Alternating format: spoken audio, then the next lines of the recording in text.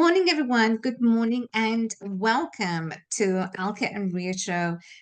We always appreciate you for being here with us. Now, 80% is showing up, and for you guys that show up to the show, you are succeeding in your life. And for those who do not know as to what the show is about, you're tuning in for the first time. Well, Ria, she talks about real estate, and I'll talk about mindset. So together, her and I, we bridge the gap to reaching your success in life and in business. So welcome to the show. And Ria today, my co-host, the amazing co-host that she always shares nuggets, is going to be taking over the conversation. But before she does, I want to introduce myself. Welcome. My name is 𝗥𝗵𝗲. My name is Ria. And welcome to our show. Ria, I'm going to pass the mic to you. Thank you, 𝗥𝗵𝗲. Today's topic is a continuation from the book of Robert Kiyosaki, Increase Our Financial IQ. And today I will be talking about the 3 parts of the brain. And let me share my screen. All right, so before I begin with the 3 parts of the brain, I'd like to just go over quickly the 7, which is still part of the brain. It controls our intelligences. I would like to just refresh our memory about the 7 intelligences. So according to the book by Howard Gardner, the theory of multiple intelligences are as follows. So there are 7 intelligences that he explained in the book, and these are bodily kinesthetic, linguistic, spatial, logical, mathematical, musical, interpersonal, and intrapersonal. So inter and intra are 2 different things. So the first one is bodily kinesthetic, or BKI. It's the ability to use the body. So this is used to solve problems, communicate, express our ideas and feelings. And often people with high bodily kinesthetic intelligence are great in sports. Just like my amazing co-host, dancing. She loves ballroom dancing. Acting, crafts. So these are people very gifted in the BKI, or bodily kinesthetic intelligence. The second intelligence that they talk about in the book is the linguistic intelligence. Lingual, meaning language.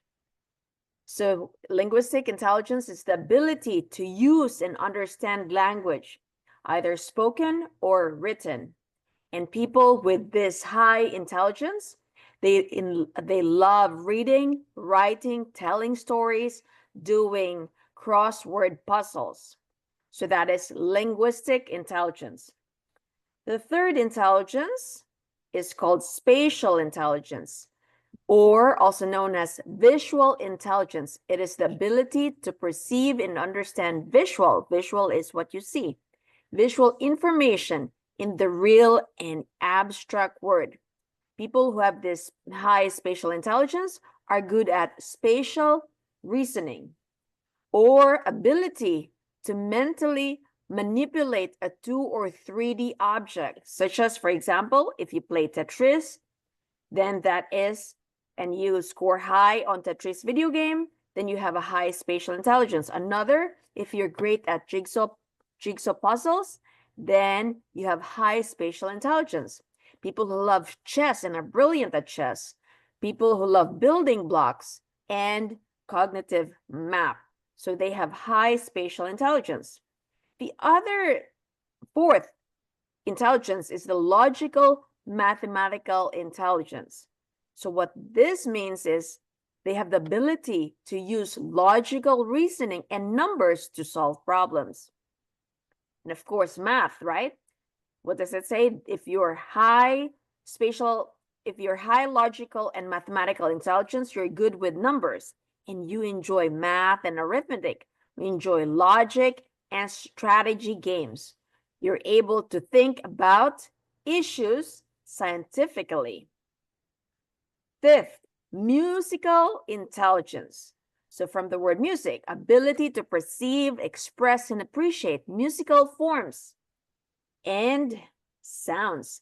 Often people with high musical intelligence are talented musicians, composers, songwriters, conductors, such as the famous Bach, Beethoven, Michael Jackson. 6 intelligence is interpersonal intelligence. This is different from intrapersonal. So inter is within, ability to understand and relate to other people and to interact with them effectively. They see the situations from different perspectives and they create positive relationships with others. They have the ability to resolve conflicts in group settings. Now, the next one is intrapersonal intelligence. Now, intra is different from inter. Intrapersonal intelligence is the ability to understand and use knowledge of one's own thoughts, feelings, and motivations to guide life. So intra is self, inter is others, intra is self. So one's own thoughts, feelings, and motivations to guide life. This involves self, our own awareness, our own reflection, and our own introspection. Often, people with high intrapersonal intelligence have the ability to understand their strength and their own weakness.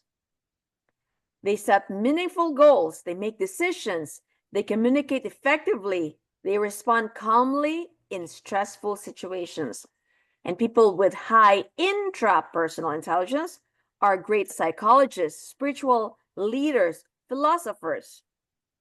And now we proceed to the 3 parts of the brain. After understanding the 7 intelligences, there are 3 parts of the brain according to the book. Albert Einstein is credited with saying, imagination is more important than knowledge. I wonder why. Imagination is more important than knowledge. There are 3 basic parts to our brain. This is the left side, the right side, and the subconscious. Which do you think is important? The left, the right, subconscious. Of course, everything, right? But we can do a predominant left, predominant right, or predominant subconscious, or a mix of everything. Left brain. The left brain is used for reading, writing, speaking, logic. That's the left side of our brain. And kids who do well in school have well-developed left brains. From Gardner's work on multiple intelligences, the ones that I discussed earlier, the 7 intelligences, the left brain would be most associated with linguistics. So this is the logical, the language, logical and mathematic. This is the understanding of things and you're good with numbers. And interpersonal intelligences. Interpersonal intelligence is with others. So the left brain, again, are most associated with high linguistic, logical, mathematical, and interpersonal intelligences. So they could be writer, scientist, lawyer, accountant, school teacher. So people with these professions are left brain thinkers, writers, scientists, lawyers, accountants, school teacher. Where do you think you fall in? Now let's talk about the right brain, the other side of the brain. The right brain is associated with pictures, art, music, and other more non-linear relationships with creativity and imagination. So from Gardner's work, musical and spatial intelligences, music and spatial intelligences would be most associated with the right brain. And these are people who are designers, architects, musicians. These are the professions for people with this dominant intelligences. So this is the right brain thinkers. Now the subconscious brain. What do you think the subconscious brain do? According to the book, the subconscious brain is the most powerful. It is the most powerful of the 3 brains because it includes the old brain. old brain. The old brain is often called the primitive brain. Interesting, right? The subconscious brain is the old brain, primitive brain, and it is the most powerful. It's the primitive brain that is most like an animal's brain. It does not think, but rather it reacts, fights, flees, or freezes. Again, it does not think. The subconscious does not think. It reacts right away. It fights, flee, or freezes. The fight or flight response is based on the subconscious brain. From Gardner's work, the intra, like I said, intra is self, interpersonal intelligences is you're great with others. Intra is knowing our own strength and weakness. So from Gardner's work, intrapersonal intelligence would most relate to the subconscious mind. So what that means is that if you're great with intra, your own strength and weakness, you know your own strength and weakness, then you're mostly subconscious mind dominant. In Robert's opinion, intra, again within our own self, intrapersonal intelligence is that ultimately determines if we are a success or a failure in life, love, health, and money. So interesting, right? If we know our strength and weakness, then it is most likely that determines if we are successful or if we're not successful in all aspects of life, love, health, and money. And this is because of the subconscious mind, the old brain, the primitive brain, the subconscious mind. Why? Because the subconscious mind, again, is the most powerful part of the brain, especially in pressure situations. Remember, it does not think, it reacts, fight, flight, freeze, right? That's what the subconscious mind do. Now, let's talk about the subconscious mind. The subconscious mind also affects our bodily actions via the BKI, the bodily kinesthetic intelligence.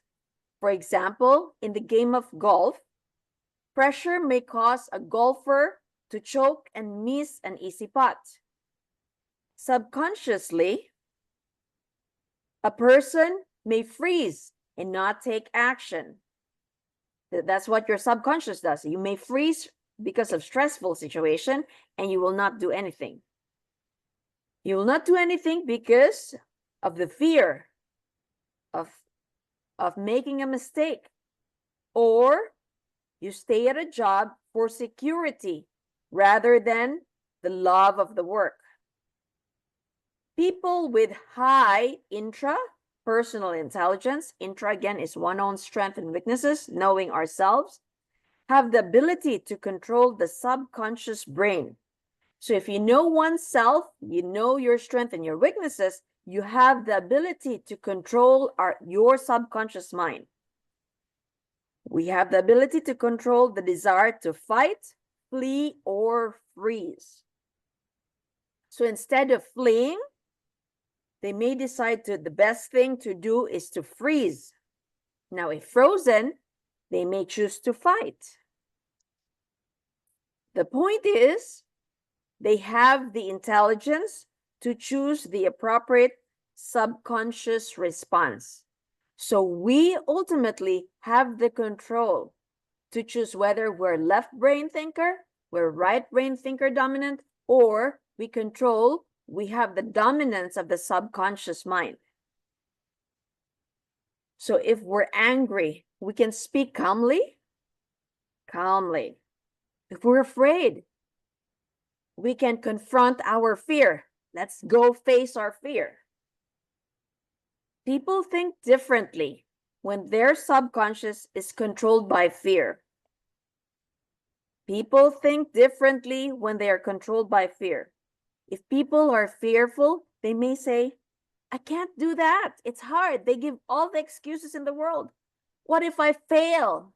They always think, am I a failure? They think about what other people would say. You're a failure, right? That's why they ask themselves, what if I fail?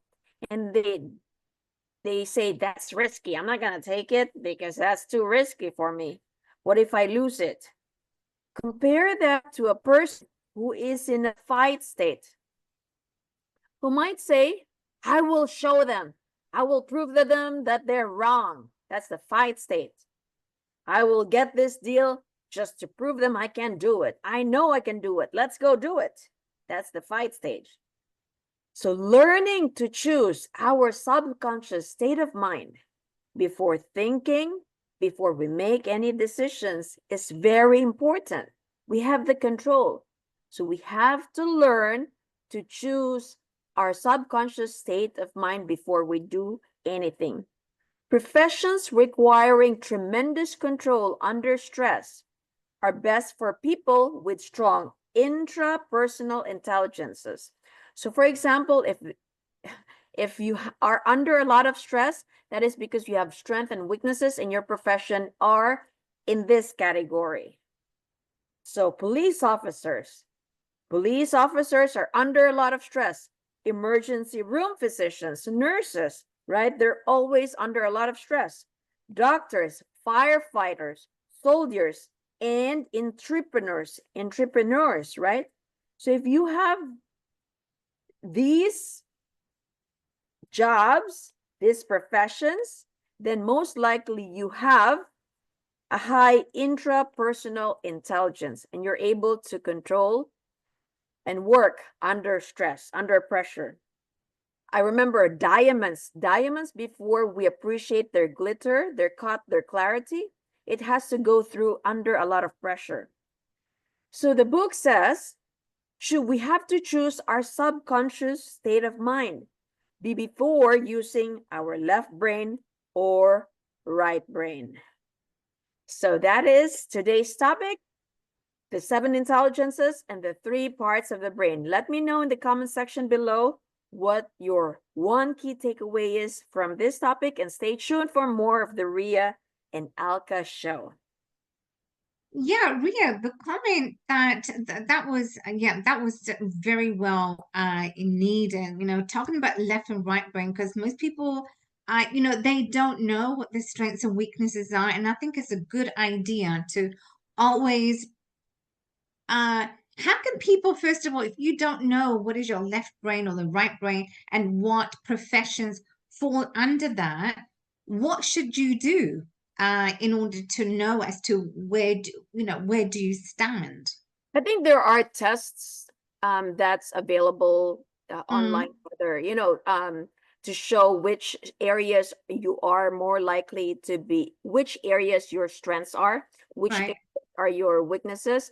I mean, I remembered when I was going into high school and getting into college, we took a test to see if I'm great fit for medicine. And as you grow up to, when I look at my kids, I know that, one of my kid loves more music, right? Or whether my kid loves more of the math side. But we all have left brain, right brain, and the subconscious mind. It's just ones are predominant, and what the book is saying, we can always choose, right? We can control the subconscious mind. And you know what came to mind was to know that inter and intra, and those are very good for people to just make sure, are you intra, are you so what came to mind basically was that if you're inter, personal, in your relationship intelligence, you are more able to connect with other people, right? Yeah. And if you're intra, you are within. So if you're intra, so what came to mind was, so if you're intra, if you're shy, you're an introvert, right? But you know that you have strengths. Can you explain about that? So if you're shy, you're an introvert, but you might have strengths. You might have, you could be a good sports person or math, etc., etc. Can you explain more about that? And how So, does that play? How does that role play? So if you're an introvert, but you might have your strengths elsewhere. so what I can say, probably just based on what I see and based on my experience, if you have you're introvert, right? You're shy. Right. The only way that I could think of, if you're a great, for example, basketball player, is to be exposed, in at a young age. Your parents would need to acknowledge, that there's some shyness to a child. And the only way is just like when you are fearful of something, right? You have phobia. You slowly introduce the child to that particular situation. Yeah. So the child could get over that particular situation. So just like if you think that your child has ability to become a great basketball player, you may not just introduce them to a big group right away. Probably I would start my child to have a personal mentor or a personal tutor for basketball, and slowly introduce that child to see if I see the greatness in the child to become a great basketball player, is to develop that one-on-one personal relationship with the mentor. And then after that, then the mentor can slowly introduce the child to a group. So it's, small introduction so that the introvertness can be out of the child. Great tip. Great. That's, yeah, a very good idea to gradually move that child into so that they become more comfortable in that setting. Absolutely, just amazing, Ria. This conversation, it really is good to know about the parts of the brain, left brain, right brain, subconscious, and each and every one of us, how do we operate? Absolutely amazing. So, guys, if you have any questions, please write in the comments. What was your takeaway from today's lesson that we learned from Ria? So, drop that in the chat. And we have come to the end of another episode. But as always, make the rest of the day the best of your day. And as always, implement on what we teach you so that you know as to what you need to do and how to become success in life. So make the rest of the day the best of your day, and we will see you the same time tomorrow. Thanks, Ria. Amazing.